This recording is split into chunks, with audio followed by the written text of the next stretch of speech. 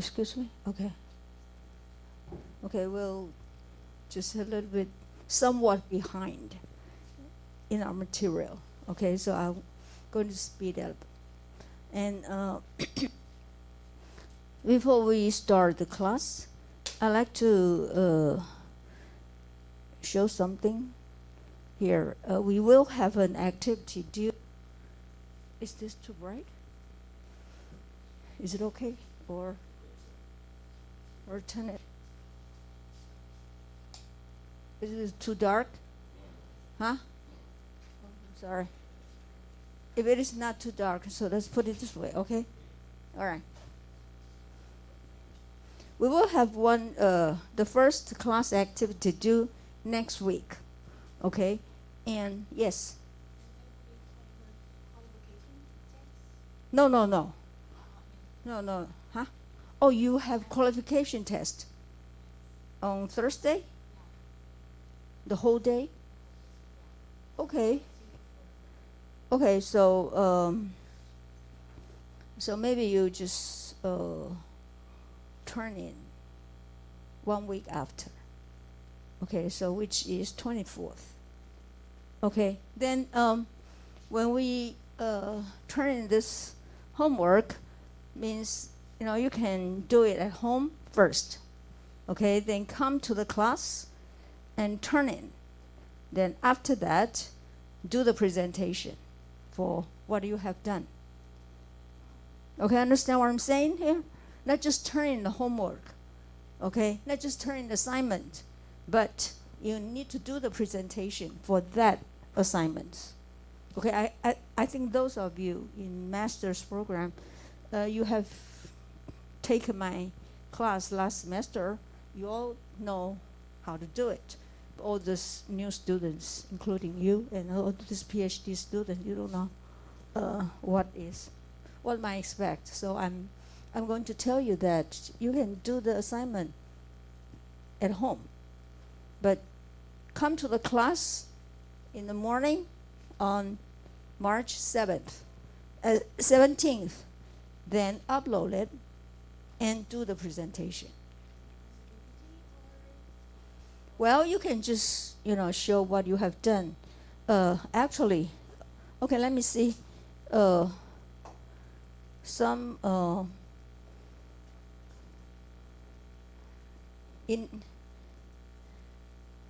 Okay, so my activity is do the exercise 2 of chapter 8 from A to F, means the whole problem. Okay? Write down your answers and attach corresponding computer output. So if you need to the graph or you need to the whatever output, okay, using, I think all of you knows how to use eViews, right? And some of you maybe like to use Grados. It's okay, whatever packages. I'm doing okay. Okay, it's doing fine, okay? But just attach this corresponding computer output, okay? And also do the exercise number 7 of chapter 8 from A to D. Again, write down the answers with the detailed calculations. Since these examples, you have to show some work, okay? Then turn in this class activity in Word file. So whatever you want to attach those computer output, either you use the Word format, or you can just attach those pictures. That'll be fine. Okay? And since it is a Word file, and the name of the file, you should put in this way, okay? Since this is a class activity, the first one, then underline your ID. That's the Word file's name. Okay? Then you have to upload it to the iLearning. Okay? I have already created a assignment area, so you need to turn in. Then we also have the deadline, which I put it on the the first class of Thursday. So it means from 10 to 11. But actually, we don't need that much time to upload your file. Okay, maybe just 10 minutes or something. Then after that, we'll do the presentation. All right? Okay, that's what, before the class, I need to do this. I have to mention all this class assignments. All right, understand it? Okay. All right, and I don't know whether do you check with this iLearning or use this iLearning. We do have some class recording. Upload the class recording if you need it. If you don't need it, then, and this is just for your reference. All right. Okay. Let's start the chapter. Continue our chapter 8. I think I just finished up to 8.2, which is the consequences of the multicollinearity. And I'm going to cover another 2 topics today about the multicollinearity. The first one is how do we detect the multicollinearity? Okay. Before doing that, I need to mention 2 points. Okay. The first one is to recognize some multicollinearity exists in every equation. Okay. I think we talk about perfect multicollinearity and imperfect multicollinearity, right? So the main points here to do the detection is to find out the imperfect multicollinearity. Okay, actually, perfect multicollinearity can be, automatically eliminated from the computer package or the routines already embedded in the computer packages. Okay, and we need to understand that when we say the multicollinearity, whether we have this multicollinearity is because there's no equation, there is no multicollinearity exist in any regression equation. It does exist in almost all the equations. Okay, so we like to know the degree of multicollinearity. And the second point is the multicollinearity is really exist. And it really exists from sample to sample. What do you mean by that? Okay, if we study the same issues, sometimes we collect the different sample, okay? Or maybe the sample is from different years. It may show the multicollinearity problems with this data instead of the other data. So this is really sample phenomenon. Okay?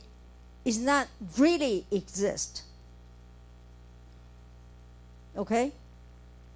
It will change from sample to sample. Okay? So remember, it is a sample phenomenon.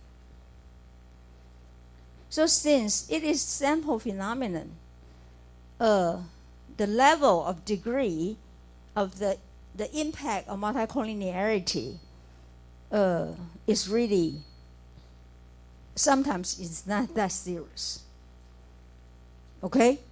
Okay, and it is not really a scientific, the scientific ways, okay, like some other tests, we really have critical values. When we do the hypothesis testing, really, we know all these distributions. We know all these critical values. We all know these p-values. But when we detect multicollinearity, this is just some indicators. Okay, this is not the official scientific ways to do the test. So remember that, okay? All right, so I'm going to introduce, which is we often refer, okay, when we do the multicollinearity. The first one is called simple correlation coefficient. Okay, simple correlation coefficient. Does anybody tell me what is correlation coefficient? And when we say the simple correlation coefficient,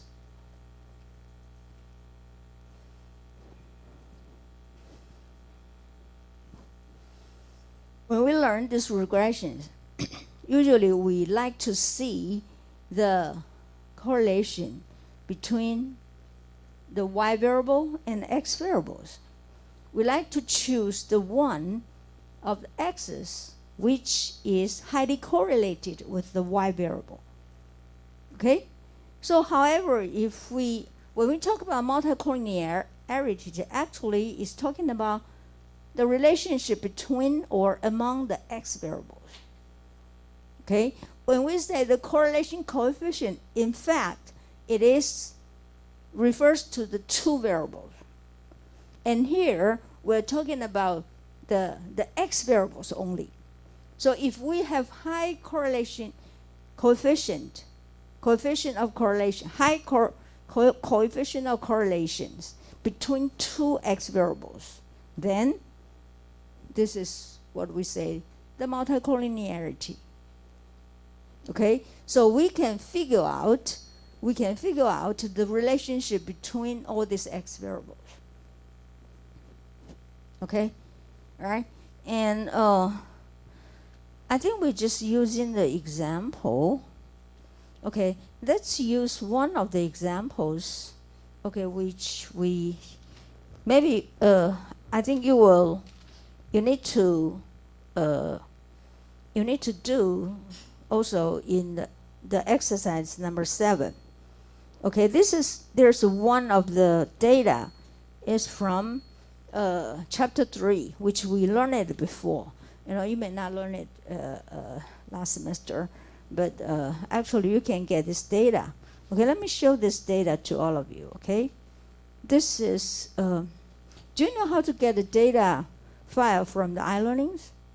Okay, after you have this data file, okay, I'm going to show this example, which is chapter 3, called UDI 3.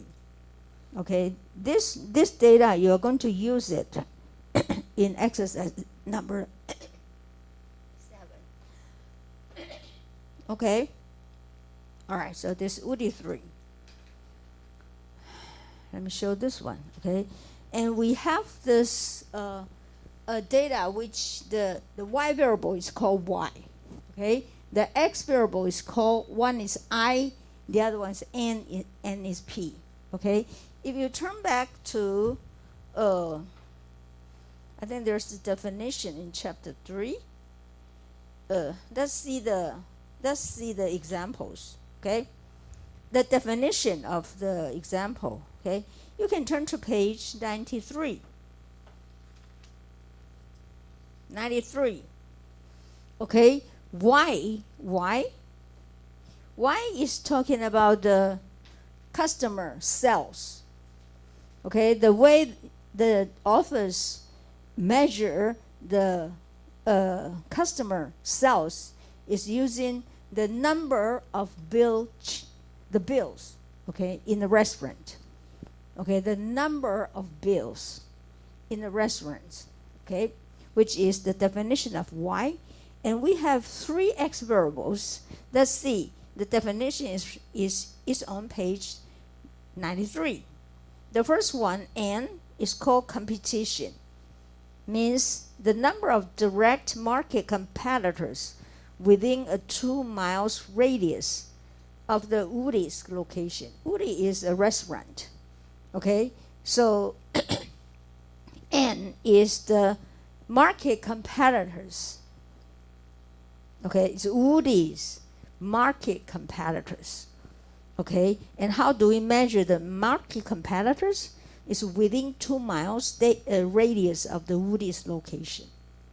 Okay, which is N, and P is the population, which means the number of people living within 3-mile radius of the Woody's location. They wanted to see whether the population will affect the sales of the restaurant. Of course, I think it is, right? More people reside the area of the restaurant.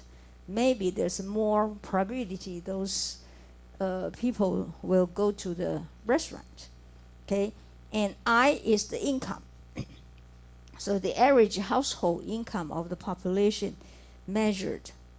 So it means that the average household income for all those populations. Okay, so there's 3 variables, using these 3 X variables to explain the variation of the restaurant sales. Okay, all right. So how do we detect if we wanted to detect whether there is a multicollinearity problems? So first of all, by using eViews, you need to run the output first. Okay, and actually, if you run the Grados, okay, you also have to do the same way. So let me show you how to do with the Grados, eViews. So using Y,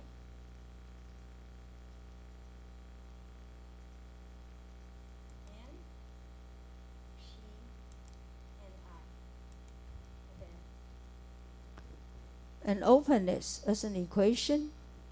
Okay, and this is using ordinary least square methods. Yeah, so I hit it OK. All right, this is what we have it for the output.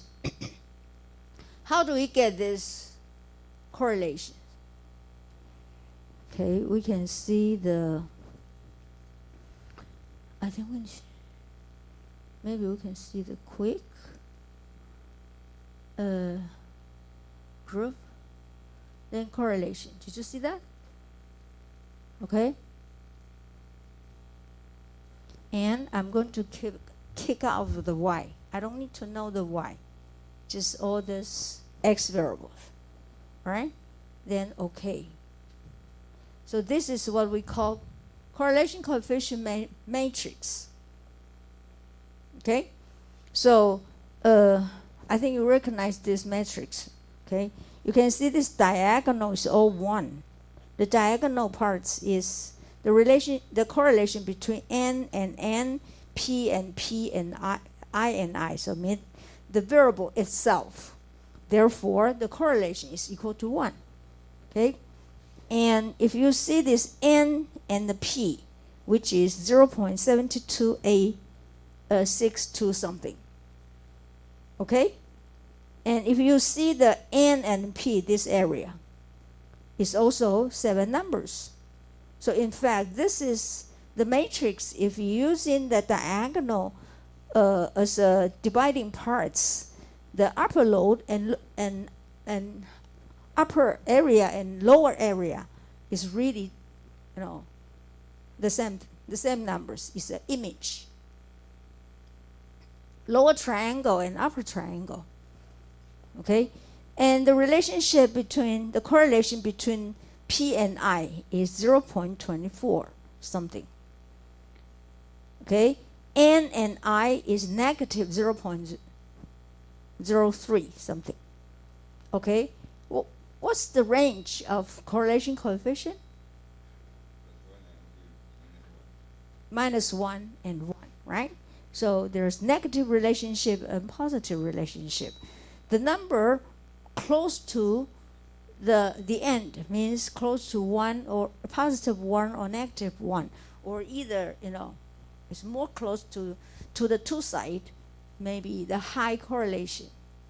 And actually, in this book, they mention 0.8. The number is 0.8 in this book. The author mentioned it. Okay, let's see. Let's see where the author says. In our textbook, okay, on page 251, how high is high? Okay, how high is high? I think this is on the second paragraph, the third paragraph. How high is high? Some researchers pick an arbitrary number such as 0.8 and become concerned about multicollinearity anytime the absolute value of the simple correlation coefficient exceeds 0.8. Okay? The better answer might be that R is the correlation coefficient. The notation for correlation coefficient is high if it causes an acceptable large variance in the coefficient estimates in which we are interested. But some other authors, okay, using 0.7. So this is kind of arbitrary. Therefore, we say the detection of multicollinearity actually is not a very scientific way. We don't have any critical values, or this is just some experience, or we call it rule of thumb. Okay, so if you really worry about it, please just pay attention to the number, which is 0.7 or upper or higher. Okay, so in this case, do we have the numbers which is higher than 0.7? Yes, we have one of these close. 0.726251, right? Okay, so we just pay a little bit attention to that. It may not cause the problem of multicollinearity yet. Okay, all right. And the other two correlations, this one is negative 0.03, means pretty close to zero, right? So maybe this is very low correlations. Okay. The other one is 0.24, which is lower too. Okay, so the one we need to concern is the correlation between N and P. So this is what we call the correlation coefficient, one way to detect multicollinearity. Okay, and remember, this correlation coefficient is the relationship between the two variables only. However, in these equations, we do have 3 x variables.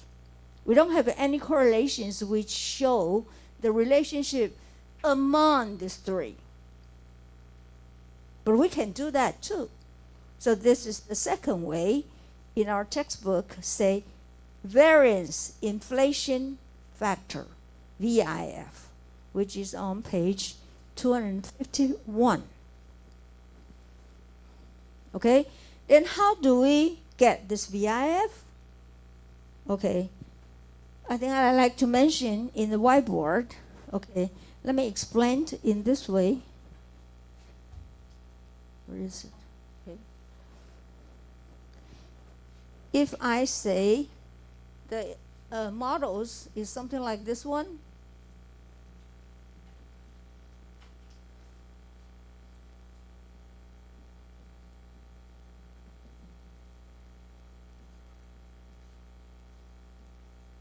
the notation is what? I'm using the same notation as our textbook shows, okay?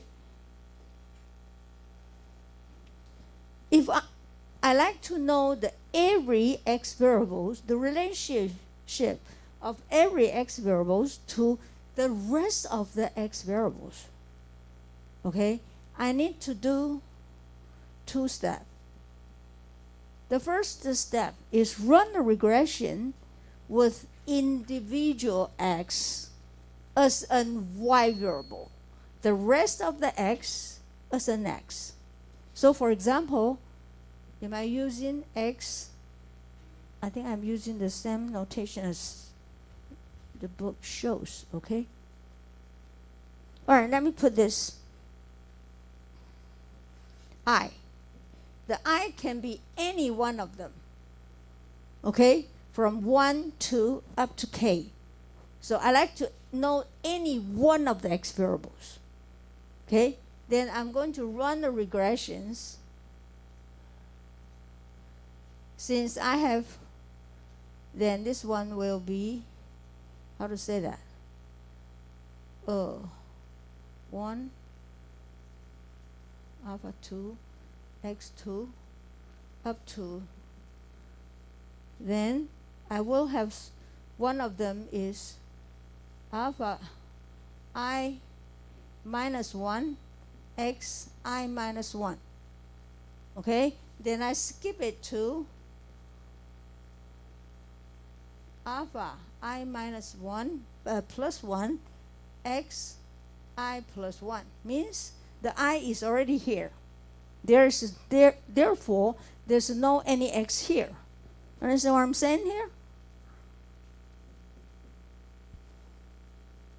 I'm using either any one of the x variables as y variables, and the rest of the x as the x. So, for example, if I use x1, so here is going to be 2, since 1 is already here. Okay? K, xk. Okay? So if I use x3, then this will be alpha 1 x1 plus alpha 2 x2. Then this alpha 4 x4. The 3 is already here. Okay, understand what I'm saying here? Okay?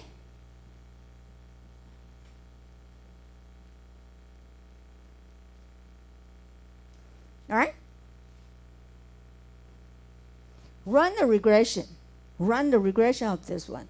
So you'll get this, the coefficient of determination. If you run the regression of this one, you will get the coefficient of determination. What is it? How do we use the notation for coefficient of determination? Usually we're using capital R square, right? Capital R square. Okay? So the first step is run the regression and get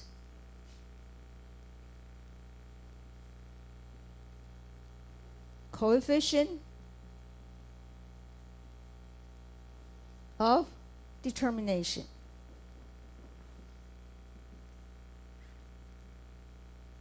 We call it Ri square. Okay? Then the second step, let's define the definition of VIF. Okay, in the notation in our textbook is using beta I hat equal to 1 minus Ri square over 1. This is called VIF. VIF is variance information factor. VIF. All right? And let's see these numbers.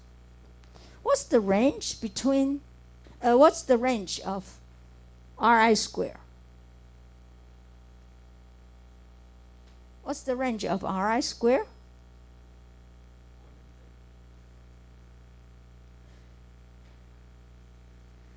we just mentioned this correlation coefficient, right? Which is correlation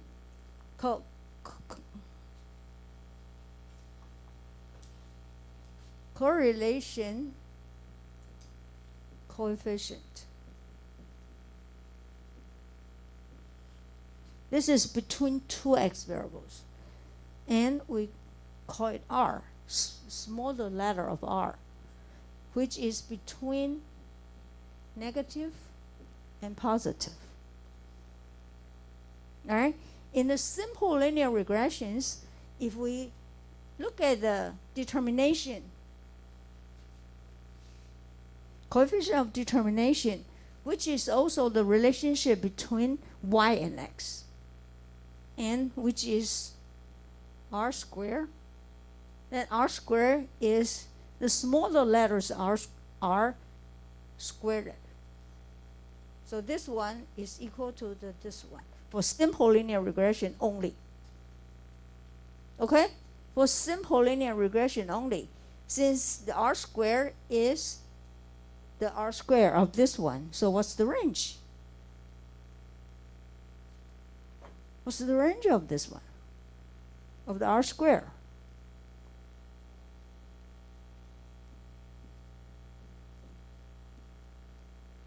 Right? Does that make sense? So in other words, this one, the range of Ri squared is between 0 and 1.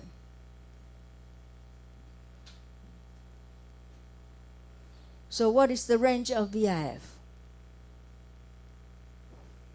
Let's use in these examples. The smallest, the r squared, is 0, right? If this is 0, what's the VIF? 1. Now, although we don't, in real world, in practice, we don't get 0, but in a theory, it is. Okay? This one and 1. Then how about, since this is between 0 and 1, so we started from the smaller one, 0.1. Then what is this one? 0.1. It's 1 over 0.9, right? Which is 1.11111.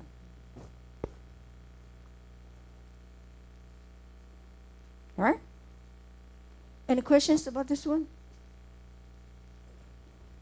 If this is 0.1, means 1 over 0.9, right? So it turned out to be this one. Numbers is reverse. Reciprocal. 1 over 1 minus Ri squared. If this is 0.2, then what's the VIF? 1 minus 0.2. So it is 0.8. 1 over 0.8 is 1.25. So Ri squared getting bigger, the VIF is getting bigger too. So if I have this up to 0.5, then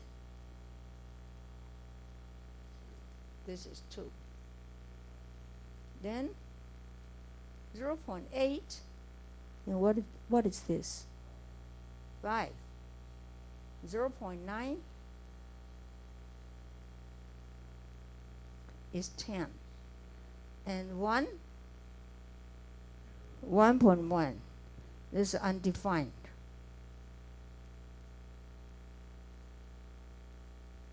So means huge, right?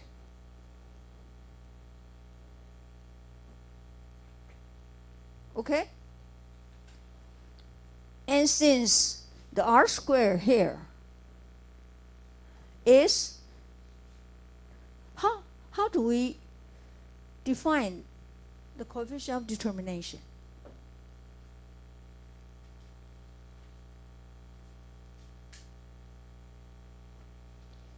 Since we use individual x variables and y variables, so the coefficient of determination from these equations we explain the variation of individual x variables, the degree or the proportion of the variation of individual x variables can be explained the rest of the x variables.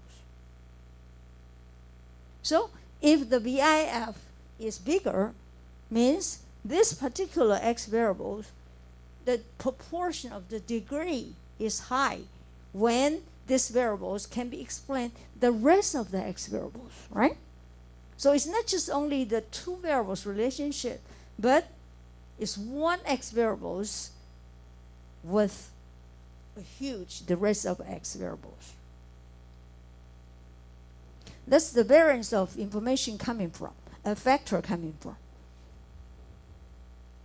Okay? So if we pay attention to VIF, okay, usually, since if I have the relationship is 0.9, which is high, the VIF turned out to be 10. So in other words, and 0.8 is 5. Okay? So in practice, usually we pay attention to VIF whether it's greater than 5 or greater than 10. You know, if I look at this one, okay,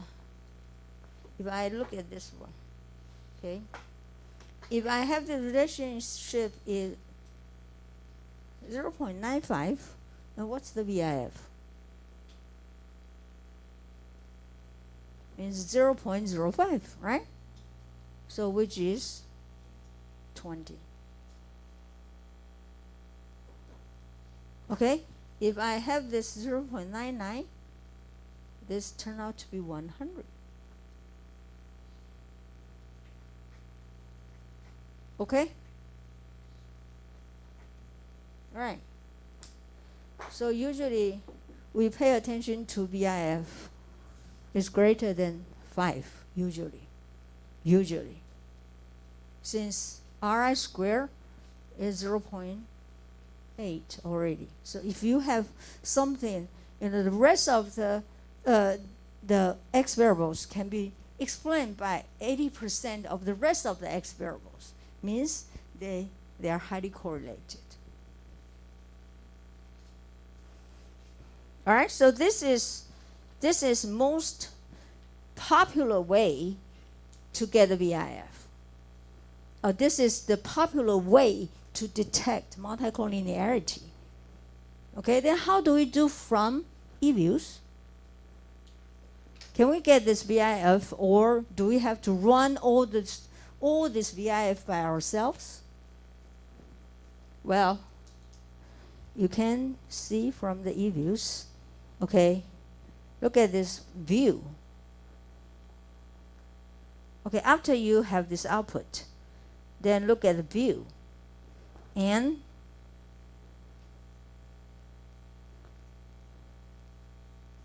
let's see.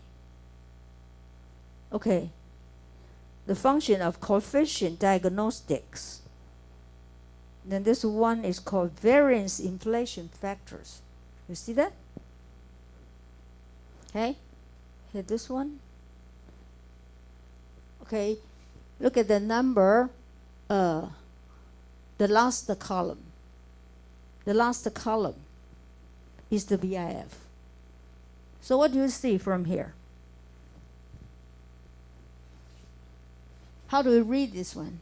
The n variables means that I'm using n as an x variables and p and I as an x variables.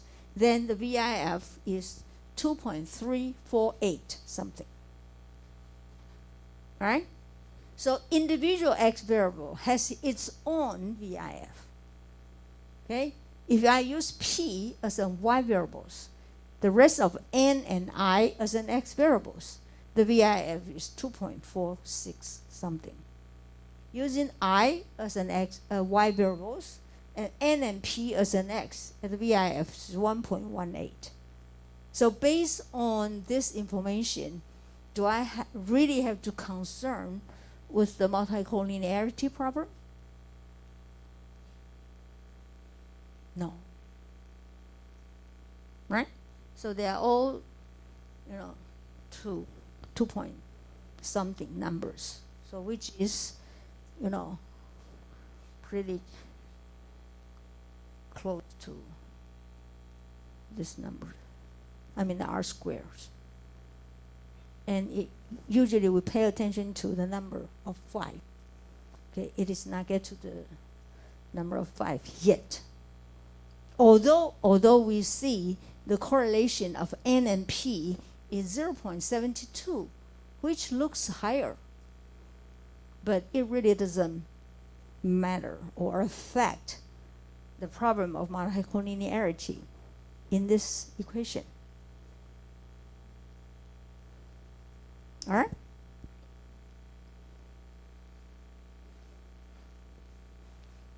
Okay, so I have done the 8 parts of exercise number 7. I have done it. So what you have to do is run the output, okay? Show the VIF, okay?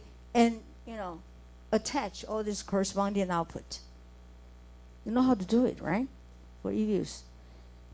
Okay? Those who using Gradle, I don't know whether you like to learn this Gradle or not, which is fantastic packages, from my point of view. And actually, we do have one of the professors in international business departments called Dr. Yang.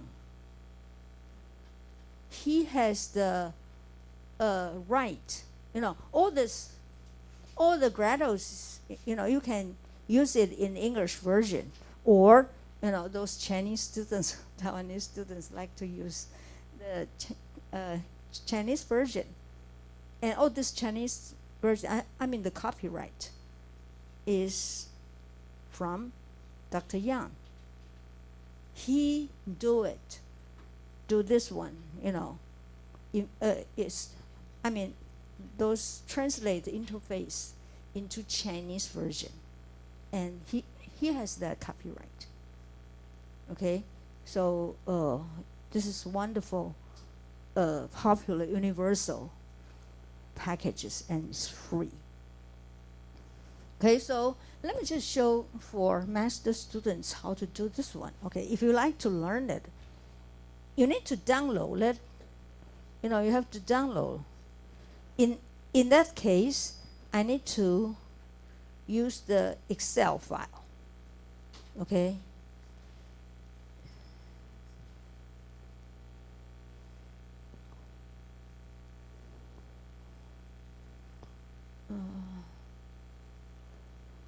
Let me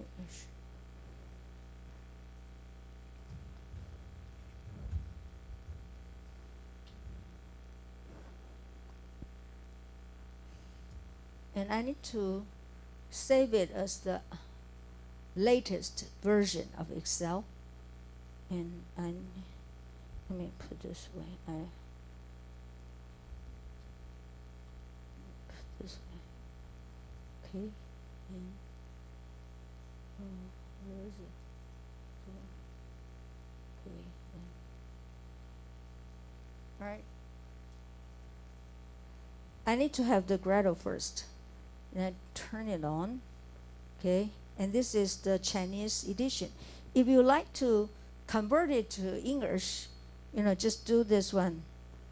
Choose the basic setup and choose the language here using English. Okay? Okay, understand what I'm saying? Then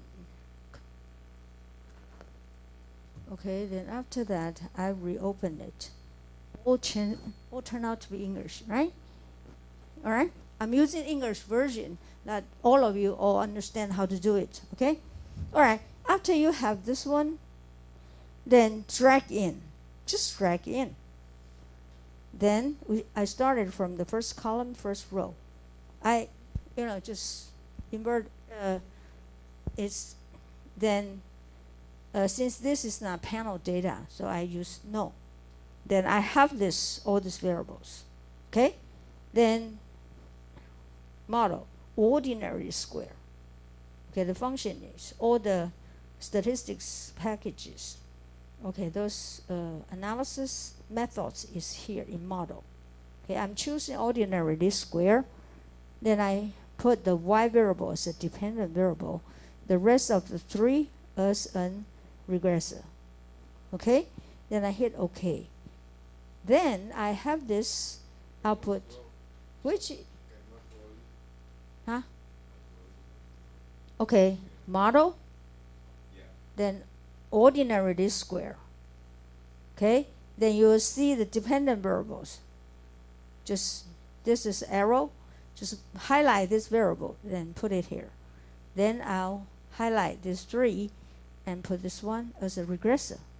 So x variables, y variable, x variables, and I hit OK. Okay, this is the output exactly just as the e-views, right? Exactly. Then, how do I get this correlation coefficient? Okay, if I want to get the correlation coefficient, I have to do it from here. Okay, then I say variables. Oh, no. Where is it? Let me see. Oh, view. Okay, view. Then, correlation matrix. Do you see that? Correlation matrix. Okay, then I'll just put these 3 x variables in, all right? Then hit OK. Isn't this the one we have it? They're just showing the upper triangle. They're just showing the upper triangle. And that's enough, right? Which is correlation coefficient, pairwise correlation coefficient. Okay, then how can I get this VIF?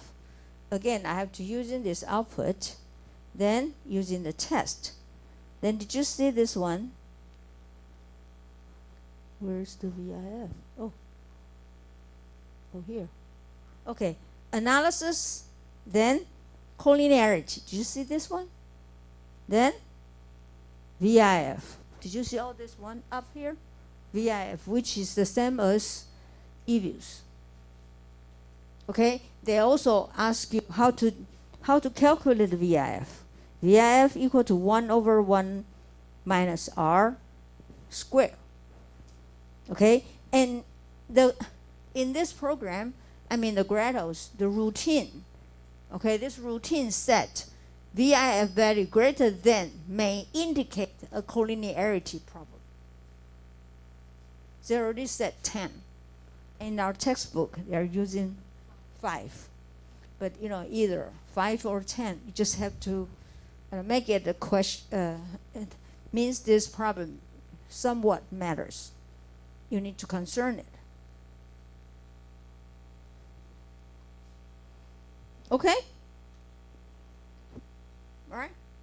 So either, if you want to download this one, you go to the Windows and just type Gretel, G-R-E-T-L, for Windows. Try to do it at home. Okay? Then after you have that, just run it. Usually, they read the Excels, and you need to save it as an updated version of Excel. Okay? Then you can run any of the analysis which we needed in this class. All right. So this is, we covered for how to detect multicollinearity. So the 2 popular way is, one is using pairwise correlation coefficient.